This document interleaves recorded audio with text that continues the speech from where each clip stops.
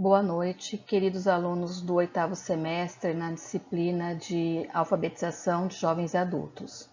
Hoje, nosso boa noite traz a lembrança o professor e educador Paulo Freire, quando ele diz para que nós reflitamos sobre a seguinte frase: sem a curiosidade que me move, que me inquieta, que me insere na busca, não aprendo e nem ensino.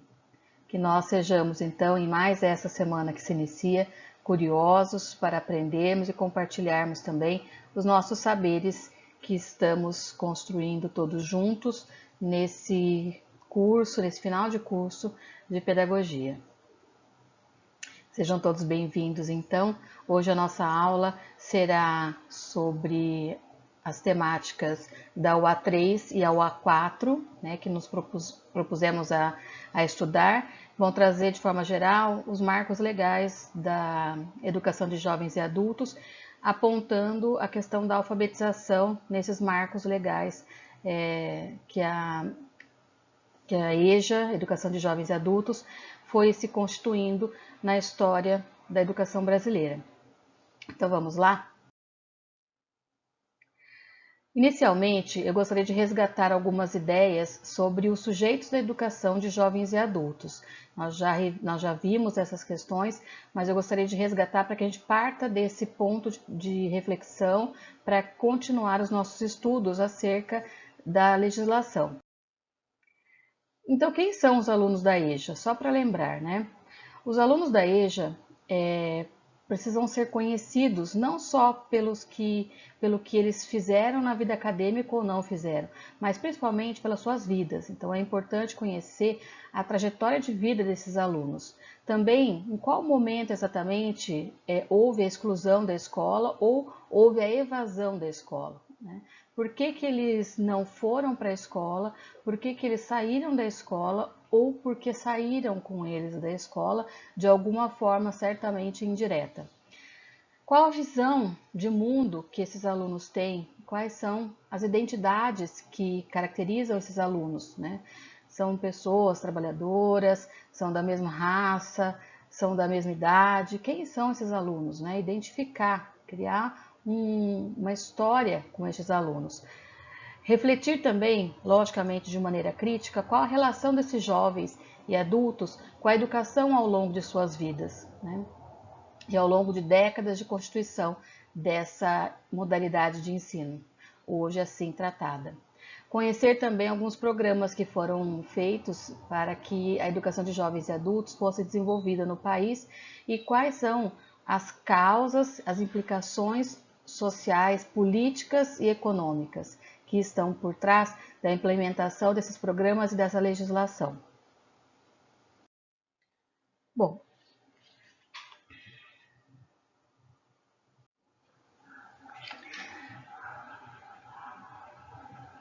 para sabermos então de como é que estão esses alunos, quem são esses alunos, eu vou começar pautando essa nossa reflexão, essa continuação da nossa reflexão sobre os sujeitos da EJA, a partir do censo escolar de 2014. Nesse censo escolar, conclui-se que 30% dos alunos da educação de jovens e adultos, eles têm entre 15 e 19 anos no Brasil, ou seja, tem muitos jovens que estão frequentando a EJA, diferentemente do que no passado se sabia, que eram mais idosos ou adultos a partir dos 30 anos, a partir de 2014, o que nós temos visto é que são muito jovens com idade entre 15 e 19 anos. E em 2017, aliás, em 2007, eles já somavam 26% desses estudantes que faziam uso da EJA na rede pública de ensino.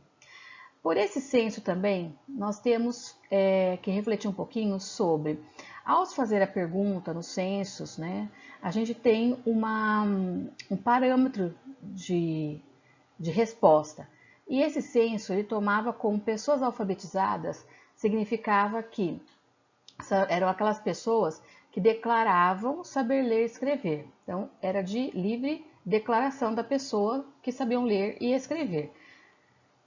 Também encontramos nesse censo, onde constatamos que 30% dos alunos de 15 a 19 anos no Brasil são os frequentadores, os maiores frequentadores da EJA nesse ano, ou a partir deste ano, Nós temos também que surgiram muitas pessoas que diziam o seguinte, que elas sabiam ler e escrever, mas elas não sabiam, sabiam pouco isso, e tinham muitas dificuldades para ler um texto, para escrever um, um documento, escrever uma carta, alguma coisa, um texto um pouco maior e com sentido. Nesse caso, essas pessoas foram classificadas como analfabetos funcionais. Lembrando que eles são classificados, então, por este censo, né, o critério usado para dizer se a pessoa estava alfabetizada ou analfabeto funcional, era verificar se as pessoas, os sujeitos respondentes da pesquisa, conseguiam realizar ou não tarefas simples que envolviam leitura simples, né, de frases, palavras, ou ainda, né, se conseguiam ler, por exemplo, apenas números familiares e como era feita essa leitura. Então, é importante a gente resgatar que a partir desse censo 2014, nós começamos a ter esse tratamento específico dos analfabetos funcionais, tá? É bom esclarecer que se formos comparar com pesquisas anteriores, nós não vamos ter essa possibilidade de comparação, porque essa pesquisa abraçando a questão do analfabetismo funcional, ela é recente, então ela não tem uma história para ser comparada, tá bom? E aí, esses sujeitos então são quem? São as pessoas que foram excluídas normalmente da sociedade letrada, impedindo que eles participassem ativamente das reflexões, das participações políticas, culturais e sociais da sociedade moderna, em termos de uso e necessidade de comunicação através dos meios letrados, tem que deixar bem entendido. Essas pessoas também são pessoas que migraram de cidades pequenas ou do interior para as grandes metrópoles, na expectativa de que pudessem melhorar de vida se eles fizessem essa mudança. Então, muitas vezes no campo eles não tiveram acesso à educação e mudaram para a cidade pensando que na cidade eles teriam mais oportunidades de trabalho e de melhorar de vida. E na verdade eles se depararam com uma sociedade que ainda é mais letrada e ela é mais difícil ainda de acessar caso você não tenha essa parte do estudo. Mas, quando eles adentram então essa realidade, eles percebem que o mercado de trabalho impõe essa necessidade de estudo e percebem que para eles desempenharem determinadas funções que de repente vai trazer um benefício, um crescimento também financeiro, eles precisam ter uma qualificação profissional. Daí, eles precisam desempenhar algumas funções em empregos terceirizados ou mesmo, às vezes, por conta, que não exigem esse estudo, mas normalmente eles fazem isso e buscam os estudos simultaneamente. Concluindo, né? O público da EJA, então, são pessoas que eles não tiveram oportunidades quando eram menores para frequentar uma instituição de ensino e isso aconteceu por diversos motivos, né? Alguns deles normalmente passa pelas questões de que eles precisavam ajudar na renda familiar ou eles precisavam desempenhar algumas tarefas que não necessitavam de estudo propriamente dito, né? E aí o que acontece? Tarefas domésticas, tidas como domésticas ou então rurais. Né? Então, essas observações, elas vêm decorrentes todas desse censo de 2014, tá bom? A pesquisa que foi feita, que é uma pesquisa que não só verifica a questão educacional dos cidadãos, mas também verifica o contexto sociopolítico e econômico que essa pessoa se encontra, tá bom? A pesquisa traz para a gente também que há aqueles que entraram na escola muitas vezes e acabaram saindo, às vezes por não conseguir acompanhar, às vezes por dificuldade de continuar o estudo por conta de trabalho, ou então muitas vezes nós temos muitas adolescentes que saíram da escola por conta de uma gravidez precoce. Então são vários tipos de casos que passam por essa situação. Enfim, esses sujeitos, né, jovens, adultos e idosos, são homens e mulheres e muitos deles que lutam pela sobrevivência nos campos, né, também na sua maior parte são pessoas negras, em especial mulheres negras, são moradores e moradoras de centros populacionais, centros urbanos e de grande população, né? Operários e operárias assalariados da construção civil, muitas vezes, condomínios, empresas, transporte, segurança, E também são trabalhadores e trabalhadoras de trabalhos informais, atividades informais, normalmente vinculado ao comércio doméstico, tá bom? Então são pessoas que estão nesse rol, nessa porcentagem de pessoas que ou frequentam a EJA ou estão fora da escola. Pode ser uma das... Bom, mas enfim, muitos têm uma visão equivocada em relação à EJA, tanto os seus usuários quanto os cidadãos em geral, porque acham que a EJA é o supletivo, o antigo supletivo, e buscam na EJA uma formação rápida e compacta como acontecia nessa modalidade. Lembrando que o supletivo ele foi uma modalidade também de educação, de ensino, criada a partir de 1970 para as pessoas que não conseguiam finalizar os seus estudos na educação regular e por fim elas não podiam concluir, né, essa passada pela escola porque já tinham passado da idade, né? Então eles buscavam o supletivo para que esse supletivo complementasse aquela educação que eles tinham feito até o momento que eles abandonaram a escola, que eles saíram da escola. Tá? Na prática, o supletivo foi substituído pela EJA, então, em termos de nomenclatura, né, poderíamos dizer que a EJA é a mesma coisa que o supletivo, só mudou o nome, tá? Mas muitos teóricos afirmam que não, que isso não é, que os dois termos não são similares. Por quê? Por conta das suas prerrogativas, dos seus princípios, né? A EJA ela tem princípios diferentes do supletivo, porque ela não visa somente completar os estudos que foram começados no ensino regular, de forma rápida, por exemplo, com foco no certificado, né? Mas a EJA ela tenta trabalhar uma base, né, mínima comum de todas as etapas às quais ela se refere, tá bom? Os conceitos pedagógicos também trabalhados na EJA atualmente são diferentes, tem uma outra visão, uma outra proposta para os alunos que frequentam essa modalidade, né? E o que a gente sabe é que o supletivo ele substituiu o Mobral, né, que era o projeto focado totalmente na alfabetização de jovens e adultos, que acontecia até 1970. Após 1970, né, nós temos legalmente a instituição do supletivo, desse nome supletivo, que vem com um acréscimo, não fazia só a alfabetização dos adultos, né, que eram analfabetos, mas também oferecia um conteúdo mínimo de matemática, né, e de conhecimentos gerais para que o aluno também pudesse ter mais conhecimento da sua realidade, da realidade que o cerca, tá bom? Hoje pode-se dizer que a EJA ela é bem mais ampla nesse sentido, ela trabalha muito mais as questões relacionadas às áreas de conhecimento em geral, não só português, não só matemática, né? Mas e que por isso que há certas diferenças em relação ao supletivo e EJA. Mas hoje ainda muita gente vai para a EJA, procura a EJA, se inscreve na EJA e diz que está indo fazer o supletivo, né? Então isso acontece.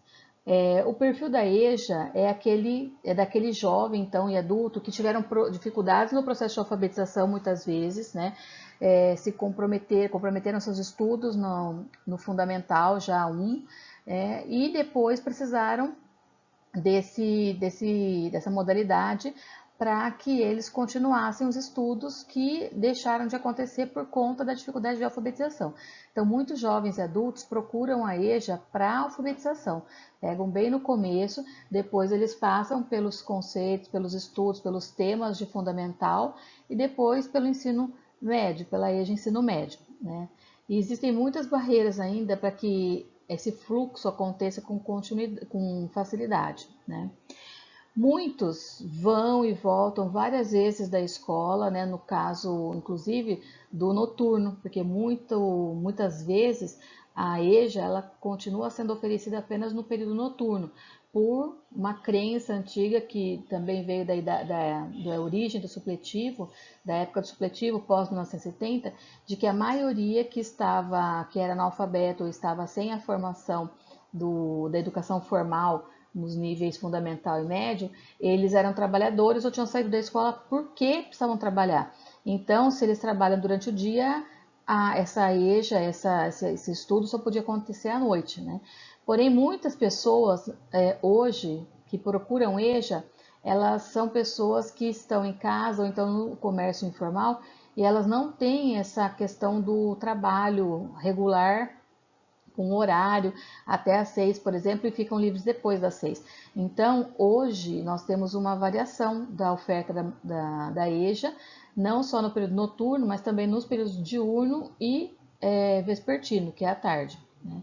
Porque muitas pessoas elas conseguem frequentar nesse período, embora uma grande maioria ainda precise frequentar à noite, né? E aqui a observação que se faz, né, nessa frase é que, embora a gente tem esse ensino noturno, muitas ainda são pessoas que trabalham de fato e estão cansadas à noite, né? Então, até questiona-se, né, a questão da qualidade desse aproveitamento do aluno, né, do ensino que se faz, da metodologia que se usa, porque essas pessoas estão cansadas já, e etc. Pouco se assemelha à questão do ensino superior que acontece no período noturno em grande escala no Brasil também. Enfim, gente, para sistematizar um pouquinho, né? Os sujeitos da educação, olhando na coluna bem abaixo cor-de-rosa, né? A gente pode pensar um pouquinho sobre eles da seguinte forma, né? Na primeira metade do século XX, né, eram adultos basicamente imigrantes, né, vindos de zona rural para os centros urbanos em busca de novas condições e novas oportunidades para a vida deles. Depois disso, nós temos que acabam sendo muitas vezes, um grande número, trabalhadores aposentados ou jovens adolescentes, né, ou mesmo pessoas com necessidade especial. Nós temos muita procura na EJA por jovens que possuem necessidade especial. Portanto, neste caso, é aquele que eu havia comentado anteriormente, muitas vezes acabam sendo excluídos do processo de educação formal por conta de muitas dificuldades em continuar, em acompanhar o processo de educação formal, às vezes por falta de adaptações necessárias, etc. E hoje, né, atualmente, por conta das novas pesquisas, nós vemos que quem são a maior, né, população que frequenta a educação de jovens e adultos. São jovens de 15 a 29 anos, tá bom?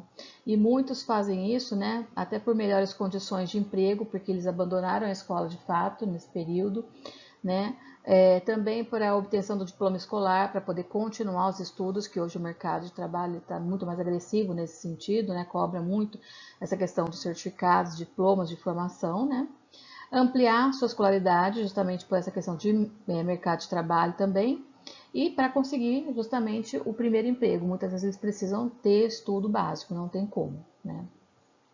Então, são algumas considerações que acho que ficou faltando da última aula, e aí eu estou completando para que vocês possam ter mais propriedade e mais reflexões acerca deste assunto, né? Quem é a pessoa, quem são as pessoas que buscam a EJA, né? Então, a gente tem uma ideia de que é um público bastante variado, é amplo, né? Muita gente idosa, sim, tem muita gente que teve problema com a alfabetização, inclusive lá inicialmente, né, no ensino fundamental. Então nós temos uma EJA que tem um foco de alfabetização também, sim. Porém, hoje, atualmente, pelas pesquisas, são muitos e muitos jovens, né, que acabam abandonando a escola, abandonando o ensino regular. E pensando nisso, a gente continua os estudos, então, na unidade 3, perguntando assim, né, quais são os aspectos legais que fundamentam, que sustentam a existência da EJA no Brasil, né? Nós já vimos um pouco da história dela, a necessidade da gente ter uma educação de jovens e adultos no Brasil, né, por conta dos fatos históricos que acarretaram muitos, principalmente antes da década de 1970, muitos adultos analfabetos, né? E depois também por um sistema de escolaridade regular que tem muitas falhas, muitas dificuldades em atender a população brasileira. Então, nós acabamos tendo que ter um suporte para complementar essa educação, no caso do Brasil. E nesse caso, no Brasil também, é a EJA. A EJA ela possui um suporte legal, né? Existe uma fundamentação teórica para que ela exista legal, e nós vamos ver um pouquinho onde é que encontram-se essas bases legais, né? A EJA, né, nesse caso dos aspectos legais, nós vamos qual que é a proposta aqui? De debater nessa unidade as políticas públicas para a educação de jovens e adultos, fazendo um recorte de algumas delas, algumas dessas políticas, algumas dessas leis, né, consideradas as mais relevantes. Então, nós vamos partir da ideia de que é importante conhecer essas leis para transitar no seu universo, né? Procurando se revelar sempre o contexto em que elas são elaboradas e quais são as intenções implícitas e explícitas contidas nesses textos legais, tá bom? A EJA, como nós conhecemos hoje, né, nessa formatação que nós conhecemos hoje, ela é um direito do cidadão brasileiro e é garantido por leis. Mas então, quais leis são essas?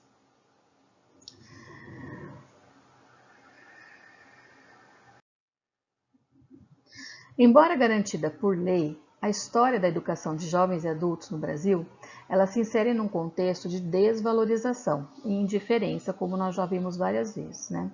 Onde são numerosas as iniciativas, né, e propostas em seu âmbito, né? Mas também percebemos que é muito forte a atuação de movimentos sociais e populares através de experiências mesmo educativas nas comunidades, destacando-se sempre a presença dos meios acadêmicos, ou seja, dos estudiosos, dos pedagogos, dos pesquisadores de educação, na reafirmação da necessidade dessa modalidade de ensino.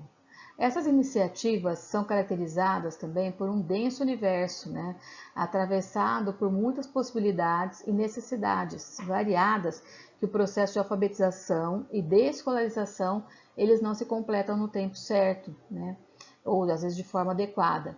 Mesmo assim, nós podemos dizer que pouco ainda se fez no sentido de atender os adultos aqui no Brasil, que tentaram muitas vezes ir para a escola, mas acabaram saindo. E por que isso acontece? Porque os programas que se pensa voltados à EJA no Brasil, eles tornam-se reféns de uma situação que durante muitas décadas fez desse assunto simplesmente um discurso político rentável e desconectado de compromissos de fato reais com a população brasileira, com a real necessidade dos educandos, dos alunos da EJA, né? Então, a gente não pode falar, como mostra aqui para vocês nesse mapa mental, de legislação da EJA no Brasil, sem falar do contexto social, político e econômico em que os principais pilares de sustentação legal da EJA no Brasil foram constituídos, né? Que são os marcos legais da EJA, a Constituição Federal Brasileira de 1988, a Lei de Diretrizes e Bases da Educação Nacional, né? Embora a de 1971 ela tenha dado um pontapé inicial para a questão da educação de jovens e adultos, atender de fato as necessidades não só de alfabetização, mas de estudo mesmo, de continuidade de estudos para o cidadão brasileiro.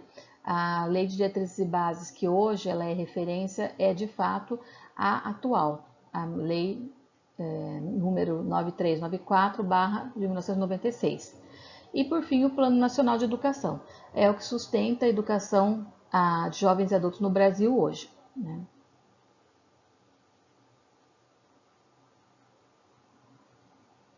Que muitas vezes acontece, né, em contextos bastante informais, né, às vezes em fundo de obra social, né, ou então em salão social das obras, de instituições não governamentais. Muitas vezes a gente tem esse estudo, esse ensino acontecendo nas próprias casas, entre mãe e filha, entre netos e avós, né? E que muitas vezes resulta na certificação dessa pessoa, né, de fato. Então, na verdade, o que muito importa para as pessoas que buscam a EJA é o aprender e não a certificação, basicamente, né. E isso quando a gente toma os princípios da EJA como um todo, né? E para a gente entender um pouco esses contextos, né, alguns dados também eles precisam ser abordados, né? Então, o analfabetismo no Brasil, na faixa dos 15 anos, que é a faixa que nós estamos dizendo que existe uma grande incidência hoje de busca pela educação de jovens e adultos, o que a gente pode observar em relação à presença dessa população de 15 anos, ou a partir dos 15 anos, né? Desde 1800 até 1900, que houve coleta de dados em relação a isso, inclusive para organizar ou para verificar se seria necessário mesmo oferecer uma educação para adultos, né? Então, olhando um pouquinho mais para trás, a gente observa que na década de 40 começaram as primeiras iniciativas governamentais para lidar com o analfabetismo entre os adultos no Brasil. Daí que a gente tem também quase um dobro de pessoas entrando para os programas de alfabetização de adultos, né? E o problema ele era encarado como uma falta de capacidade ou falta de vontade de quem era analfabeto. Então era um fator bastante pessoal, bastante individual, né? Quer dizer, na verdade, a culpa do problema de não ser alfabetizado ou de estar fora da escola era do próprio cidadão, né? Falta de competência dessa pessoa, né? Esse era o pensamento. Dessa maneira, seria necessário, então, para acelerar esse crescimento econômico do país, né, e também para que algumas providências fossem tomadas em relação ao analfabetismo, criar-se iniciativas governamentais públicas em larga escala, a ser oferecida em larga escala, para que esse nível de analfabetismo diminuísse, né? E mesmo que escassas e descompromissadas, né, iniciou-se várias medidas de combate ao analfabetismo no Brasil. Então, o que a gente observa é que houve uma evolução, né, do quadro do analfabetismo no Brasil nesse último século, né, nos últimos 2 séculos, que acarretou de que em 1900, né, havia uma taxa de analfabetismo no Brasil já de 65%, né? Lembra que a gente já falou que em 1800 e pouco a gente tinha uma taxa de 82%, né? Essa taxa em 1900 caiu para 65% de analfabetismo, ou seja, 65% da população era analfabeta, né? Da pesquisada, né? De quem conseguiu acessar a pesquisa, sendo que em 1950, por exemplo, né? 50 anos depois, essa taxa já era 50%. Em 1970, lembra-se que nós tivemos várias iniciativas, inclusive o supletivo, inclusive a legislação começando a vigorar para dar suporte legal a essa modalidade de ensino, e nós temos uma grande redução, né? Hoje, no ano 2000, né, há 20 anos atrás, essa taxa de analfabetismo era de 13%, tá bom? Olha, taxa de analfabetismo, não estou dizendo que as pessoas sabem perfeitamente ler, escrever, se comunicar, escrever texto, etc. Tá? Em números, a EJA hoje, a gente tem o quê? Né? Que de 2015, agora mais aproximado, até 2019, né, nós tivemos, na verdade, uma queda no número de alunos da educação de jovens e adultos, né, uma redução nas matrículas, ocorrendo de forma similar tanto no ensino fundamental, EJA ensino fundamental, quanto para a EJA de ensino médio. Tá? Então, ao passo que nós tivemos, né, uma diminuição das taxas de analfabetismo, nós começamos a ter na EJA uma taxa de diminuição de matrículas, tá bom? Essa tendência de diminuição de matrículas na EJA, tanto ensino fundamental quanto médio, ela foi registrada pelo Censo Escolar de Educação Básica de 2019, do ano passado, que foi publicada no dia 31 de janeiro deste ano, de 2020. Tá? Diz que essa taxa, hoje, nós temos matriculados no Brasil, vejam vocês, 3.273.668 alunos de EJA. Ainda sobre os números, né? Quando a gente pensa em faixa etária, o que a gente percebe? Que nós temos, olha, uma grande população na primeira coluna, nas 2 primeiras colunas, uma grande população de frequentadores da EJA, alunos da EJA, que têm idades menores de 20 anos, né? Então, aquela faixa etária que eu falei para vocês, de 15 a 19. E nós temos, né, que a coluna verde escuro são homens e a coluna verde clara mulher. Então, nós temos que, nessa faixa etária, a maior parte dos frequentadores de EJA é homem, é menino. E depois, rapaz, e quando a gente vai para as faixas de pessoas mais velhas, né, 50, 69, 60, né, até 40, 49, a gente tem o contrário, olha, um aumento das pessoas que buscam EJA do sexo feminino contra uma diminuição do número de pessoas do sexo masculino. Então, a gente tem uma questão, assim, uma característica muito forte, né? Então, principalmente questão profissional, ó, nós temos aqui que muitas pessoas, né, vão procurar a EJA e muitos são rapazes, ao passo que depois dos 30, né, entre 30, a partir de 30 anos, a população que procura a EJA é feminina, né? Muitas vezes, aqueles casos que a gente falou lá atrás, né? Meninas que ficaram grávidas, né, depois foram cuidar de família, etc. E aí, de repente, voltam para completar seus estudos, né? Ou comerciantes, ou pessoas que foram trabalhar, né, do sexo feminino. Em relação à cor e raça, né, nós temos ainda uma grande porcentagem das pessoas que frequentam EJA, né, que fizeram parte da pesquisa do Censo de Educação Básica do ano passado, 2019, né, são pessoas, tanto no EJA Fundamental quanto no EJA Ensino Médio, são pessoas negras e pardas, né, declaradas. Isso tudo porque elas se declaram assim.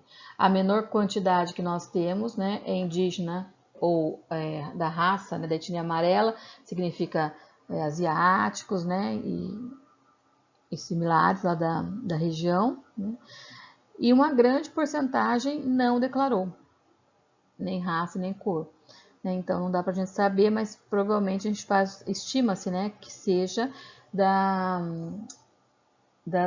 que seja negro ou asiático ou outras nacionalidades, né?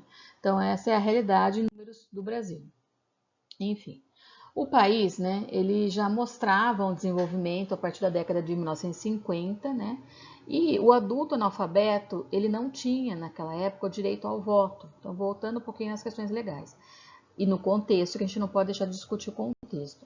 Dessa forma, a alfabetização dos adultos ele teve um propósito na época de transformar o analfabeto em um eleitor em potencial. Tá?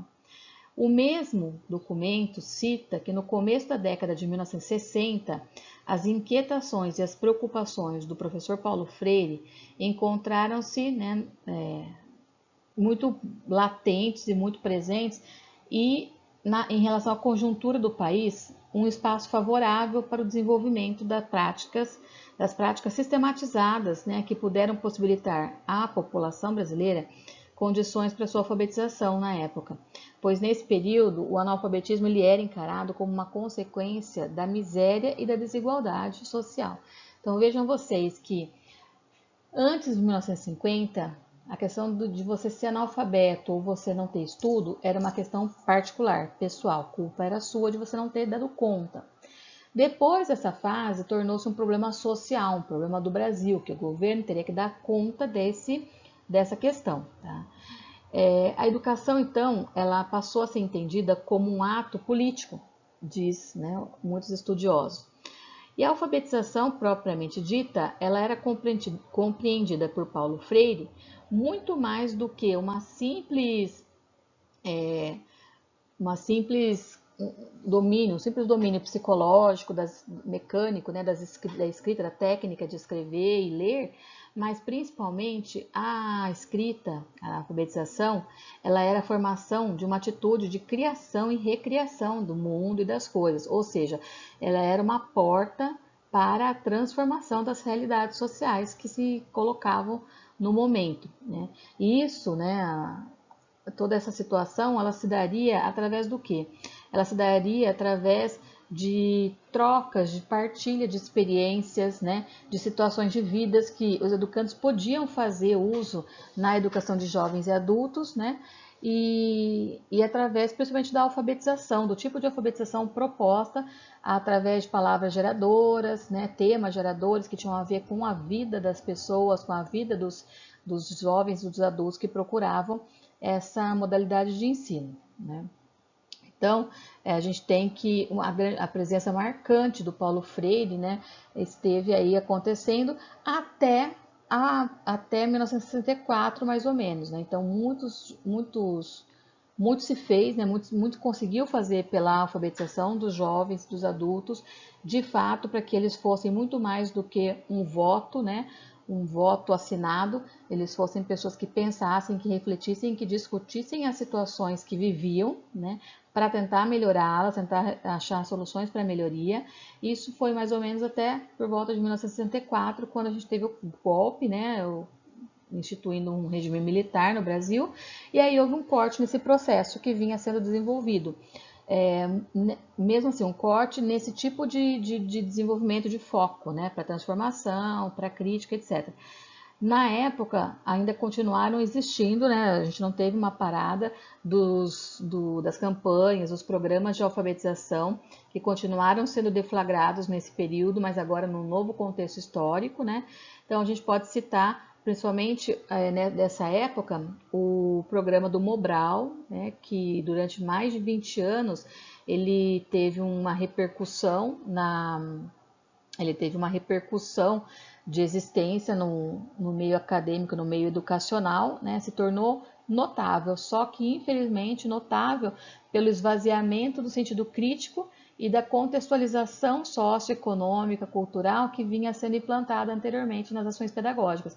Então a gente tem um retorno aqui ao processo de alfabetização simplesmente pela questão do ato da técnica da mecânica de ler e escrever, né?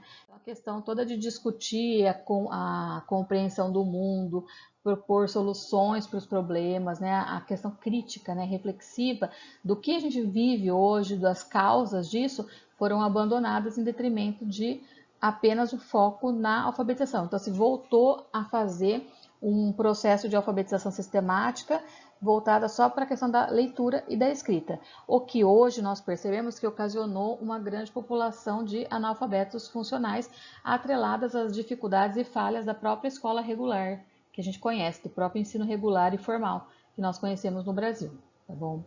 E aí, novamente, voltando aos dados, para a gente poder ir formulando um pensamento com dados, baseados em dados científicos, a gente pode perceber nesse mapinha do Brasil, que é um gráfico, né, que a taxa de analfabetismo mais atual que nós tivemos, né, esse gráfico é de 2018, ele foi publicado pelo IBGE em 2018, junho de 2019, desculpa, mas ele contém a pesquisa que foi feita em 2018, diz que o Brasil tem pelo menos 11 milhões de pessoas com mais de 15 anos que são analfabetas, ok? No mundo, a gente tem mais de 750 milhões que permanecem nessa situação do analfabetismo, tá? E o Brasil, só no Brasil, a gente tem 11 milhões. Uma taxa de 6,8% de pessoas que estão acima dos 15 anos de idade e que não sabem ler ou escrever, tá? Nada. O Brasil, ele reduziu sim o analfabetismo, né? Mas não na velocidade que foi esperada pelos programas e pelas propostas que foram feitas, tá? Ainda ele não alcançou a meta do Plano Nacional de Educação, do PNE, que era para 2015, nós estamos em 2020. Então, né, a meta era diminuir o índice para 6%, né, e tentar erradicar o analfabetismo até 2024. Existe o analfabetismo funcional, que é quando a pessoa não sabe, né? Ela sabe ler e escrever, mas ela tem dificuldade de compreender, de entender, de interpretar textos, né? Então, esse novo conceito passou a ser investigado, como eu falei para vocês, recentemente. Então, nós não temos, assim, muitos dados de comparação para saber se essa porcentagem tem aumentado ou não, mas as próprias pesquisas, as próprias avaliações em larga escala que nós temos vivido, né, Prova Brasil, Provinha Brasil, Saresp, etc., nos mostra que nós temos uma grande dificuldade com essa questão da alfabetização funcional, né? Então, que sim, que existem muitas pessoas que estão nessa linha, né, do analfabetismo funcional, que sabem ler e escrever, porém elas não têm compreensão e interpretação dos textos, né? Então essa é uma questão bastante séria que o Brasil enfrenta agora, muito mais do que o analfabetismo propriamente dito, mas a questão do analfabetismo funcional, né? Então a gente tem essa questão, né, de fundo.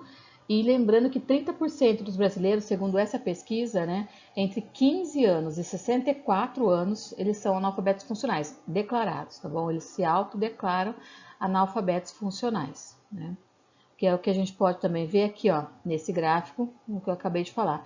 A população de 15 a 64 anos, né, nessa amostragem de 2001, 2002 e 2018, tá? Então, ó, na primeira coluna, nós temos o ano de 2001 e 2018, então nós tínhamos aqui, ó, 40% que tinha só o ensino fundamental anos iniciais. Esse número em 2018 tinha caído para 21%. 40 a 60%, 40 a 70%, né, da população, representando 28%, tinham só até o ensino fundamental anos finais, ou seja, até o 9º ano, né, contra 23% em 2018. Aí nós temos aqui, ó, 40% de pessoas que conseguiram acessar o ensino médio, né, e anteriormente tínhamos só 24%. E ensino superior, então, 8% só dessa população entre 15 e 64 anos, e hoje nós temos 17%, o que não significa muita coisa, né? Foi um crescimento em relação a 2001, 2002 é muita coisa, mas em relação à população toda, total do Brasil, olha só a incidência nossa, né? As pessoas costumam parar, né? Finalizar seus estudos no ensino médio, 40% da população.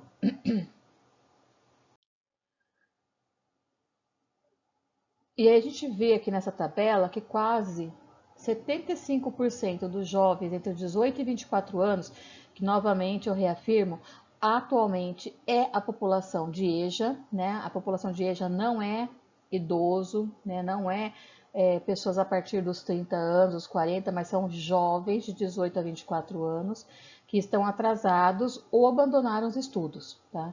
Em 2019, a taxa de escolarização das pessoas de 18 a 24 anos, independente do curso frequentado, foi de 32%. Né? Por sua vez, a gente pode observar aí que 21% desses jovens frequentavam curso de educação superior e 11% estavam atrasados, frequentando alguns dos cursos de educação básica ainda, né? Provavelmente na EJA. E 4% já haviam completado o ensino superior, sendo que 63% não frequentavam escola e nem concluíram o ensino obrigatório. Então, ou seja, a gente pode dizer que esses 63% são população em potencial para a EJA.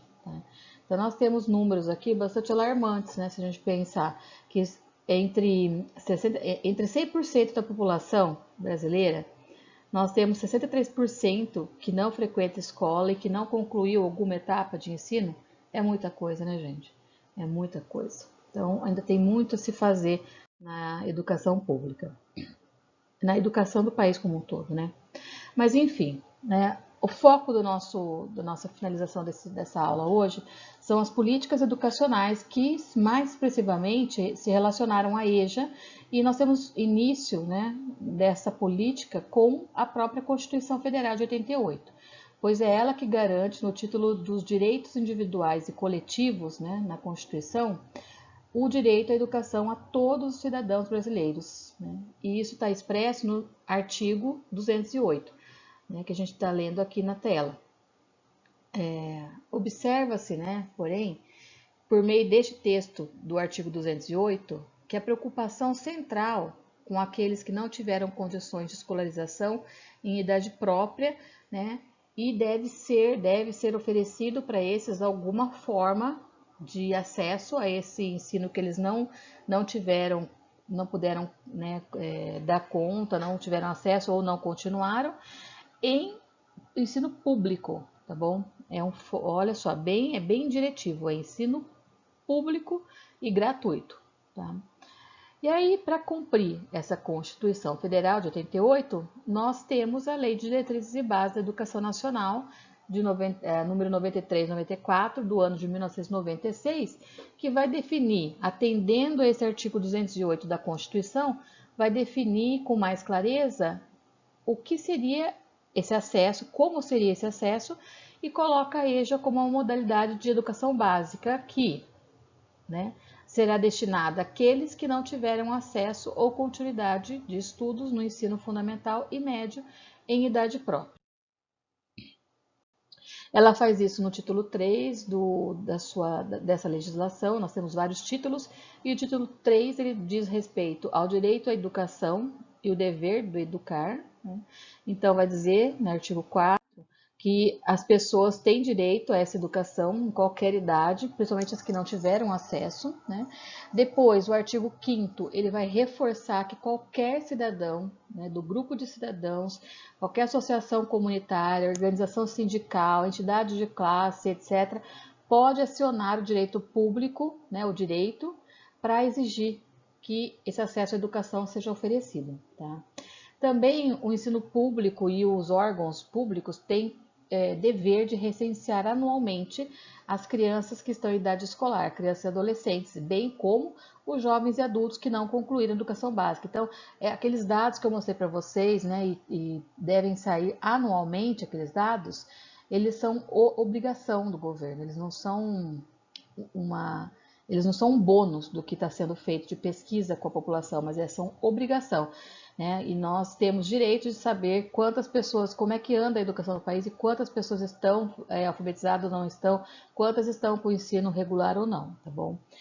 Aí diz nesse parágrafo 2º que os sistemas de ensino disporão sobre a oferta da educação de jovens e adultos e do ensino regular, noturno, adequado às condições do educando. A gente tem uma volta àquela ideia de que adulto só estuda à noite, né? E justamente porque trabalha. Nós tivemos esses textos redigidos, vocês estão vendo que eu deixei aí para vocês as novas redações, né? Ele está corrigido já, mas só para vocês entenderem que eles foram várias vezes redigidos. Aqui a última redação é de 2018 para essa legislação, tá vendo?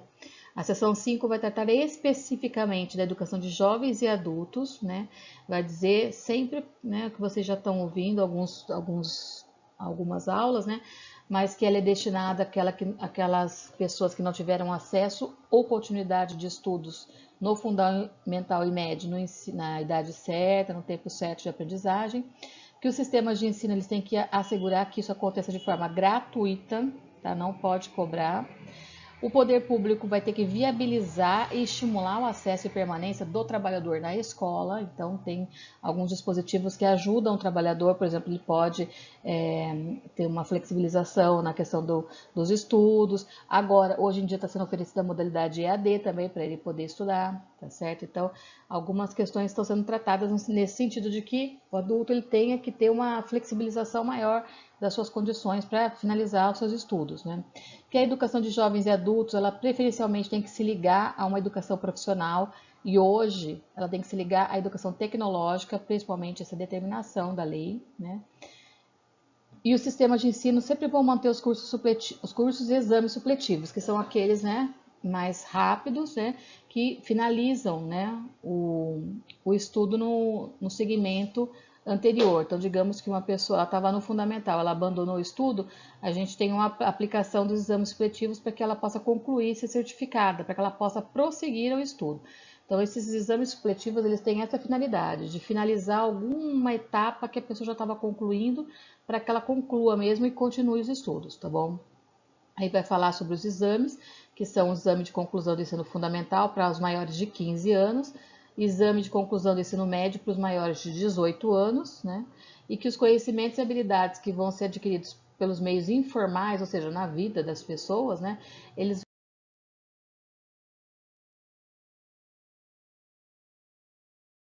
vão ser considerados para efeito de exame, tá bom? Então, a gente tem exames bem abrangentes que envolvem situações cotidianas, do dia a dia das pessoas, né? Depois, nós vamos nos ater a essa organização um pouco mais para frente, né, na unidade 5, que nós vamos só iniciar hoje, mas nós temos uma organização da EJA definida por lei também, a própria LDB, no seu artigo 37, já organiza um pouco como é que vai ser essa oportunidade de acesso à EJA, né? E também que ela tem que ser oferecida pelas redes municipais e estaduais. E muitas vezes ela vai ser oferecida em parceria. Então, a rede municipal ela pode se associar à rede estadual e oferecerem juntas essa modalidade, que aí as salas de alfabetização de EJA podem ser tanto nas escolas públicas municipais quanto nas estaduais, tá bom?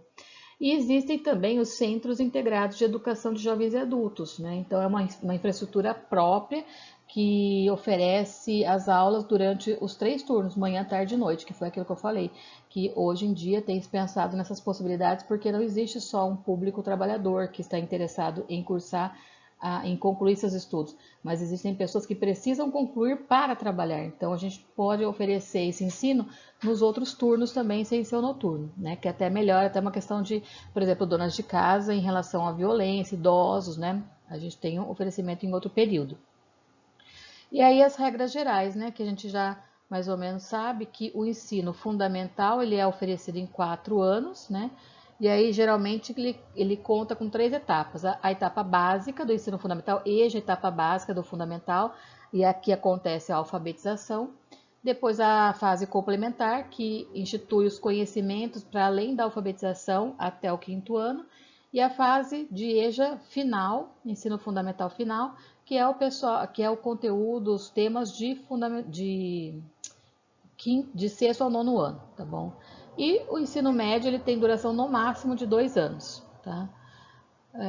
Então são algumas regras básicas que acontecem e que organizam essa EJA.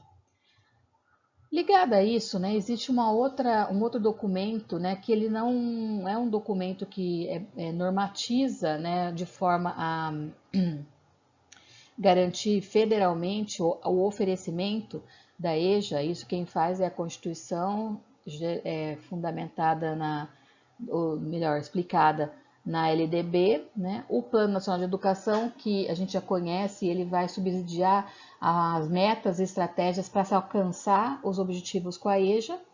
E aí também, pessoal, nós temos as diretrizes curriculares nacionais para a EJA, que é o quê? É a organização de o que vai ser feito e como vai ser feito, né? Então, basicamente aqui, só para a gente ilustrar um pouquinho, né? As diretrizes curriculares, elas focam na oferta e na estrutura dos componentes curriculares, tanto para ensino fundamental quanto para ensino médio, tá? Diz que no ensino fundamental, ou a pessoa que vai frequentar EJA ensino fundamental, ela só pode fazer a partir dos 15 anos, e tanto o fundamental quanto o ensino médio, eles vão focar em abranger os processos formativos, no sentido de formação integral do ser humano. Já o ensino médio, que pode ser frequentado, EJA ensino médio, pode ser frequentado a partir dos 17 anos, ele vai mais oferecer também os exames supletivos para efeito dos certificados de conclusão. E o foco também na abrangência dos processos formativos, tá bom? Enfim, né, essa proposta curricular da EJA, a partir das diretrizes curriculares, ela também está organizada. Então, a gente não tem só a forma de estrutura legal, né, dessa EJA, mas nós temos também toda uma discussão acerca do que é a EJA, para quem é a EJA, quem é o aluno da EJA e o que fazer, o currículo da EJA, né? E esse currículo prevê, né, uma visão emancipatória da EJA, e diz assim, né, que é um currículo em ação. Tá? O conceito de currículo emancipatório em ação da EJA, ele foi se constituindo ao longo das discussões das formulações sobre currículo na educação básica. Tá? A educação, então, ela é centrada no sujeito histórico social. E essa educação, ela precisa provocar uma formulação de um currículo que seja emancipatório, no sentido de que quem procure, quem frequente, chegue de um jeito e saia diferente, ele saia com mais autonomia, com mais independência para agir e para atuar na sociedade. Tá? Abrindo sempre diálogo com a cultura, que é fundamental, é um aspecto fundamental, né? E a identidade nacional. Tá? Além disso, o currículo para a educação de jovens e adultos, ele precisa contemplar a diversidade, tá? Possibilitando sempre a flexibilização e a reorganização dos tempos e espaços escolares, configurando-se num currículo significativo e vinculado às práticas sociais. Por isso que muitas vezes a EJA ela entra como uma educação em contexto informal, tá bom? Orientadas essas questões dos currículos também, elas são pelos princípios de uma educação humanista e popular, que tem como uma das mentoras em termos acadêmicos a professora Corinta Geraldi, da Unicamp, tá bom? Então isso é importante a gente saber, porque a gente vai continuar estudando essas questões para entender um pouco mais, dentro dessa perspectiva do currículo emancipatório, como é que acontece a alfabetização, como é que a gente segue a alfabetização na EJA a partir dessa organização curricular, tá bom? E aí eu deixo aqui para vocês um saber mais, né? Quem quiser conhecer e saber como funciona a EJA, algumas questões de metodologia, de currículo de organização, esse vídeo super interessante, né? Que pode ser encontrado na...